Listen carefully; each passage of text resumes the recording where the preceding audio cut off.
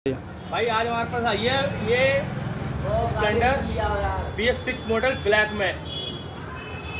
तो इसमें कस्टमर की कंप्लेंट है कि इसके अंदर टाइमिंग चेन सेट आवाज़ कर रहा है, ज़्यादा नहीं बस हल्की हल्की आवाज़ कर रहा है। टाइमिंग चेन सेट एक होता है ज़्यादा आवाज़ करना, एक होता है कम आवाज़ करना। हमने इसके इधर पास से दिखाओ, उधर आके यहाँ से देखो, पास आके पास थोड़ा पास आओ और पास दिखाओ। ठीक है, ये देखो थोड़ा इधर थोड़ी प्ले आ रही है इसमें।